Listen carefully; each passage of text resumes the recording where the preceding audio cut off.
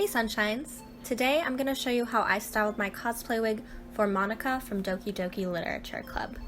I'm working with the wig Phoebe and Cocoa Brown by Epic Cosplay Wigs. Before I start styling, I want to show you what the wig looks like and what we're working with. So you can see that the wig comes with some regular bangs and with some dangling pieces to frame the face, which is perfect for Monika already. In the back, the wig is already in a ponytail, but we are going to end up redoing the ponytail just to customize it to our head shape. We have a longer weft of hair in the same shade as the base wig.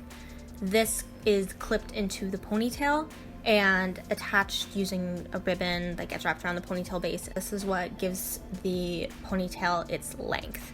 The base wig is a shorter wig. It's long enough to be put into a ponytail, but the length definitely comes from the additional weft of hair. After I removed the ponytail, I put the wig on my head. I did my best to pull the hair that I could into the ponytail and then to use a handful of hair elastics to secure it.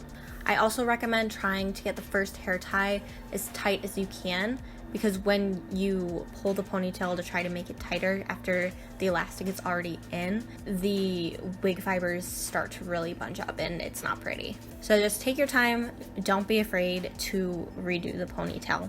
Once I had the basic ponytail in, I moved the wig onto a wig head. It's a lot easier to work with a wig when it's not on your head, especially if you're working with the back of the wig. So moving it onto the wig head allowed me to get the rest of the hairs that I struggled to get into the elastic.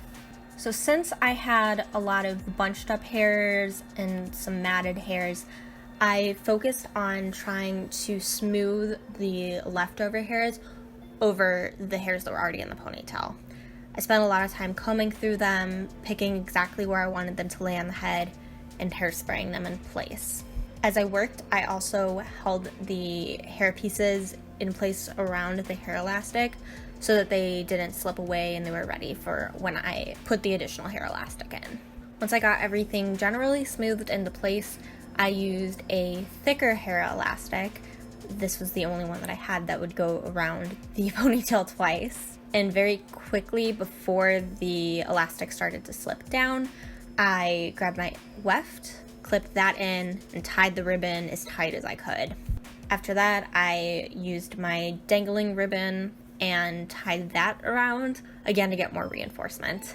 And finally, I put my big white bow on top as a finishing touch. When I had the wig on my head, I trimmed the bangs down a little bit, so I focused on getting those kind of evened out, pulling a little bit more hair into the bangs, and thinning out the framing pieces a little bit more. You can kind of do all this up to preference, but per usual, my recommendation is to either use thinning shears on a wig or to cut with your scissors angled upwards so that you don't create a blunt cut.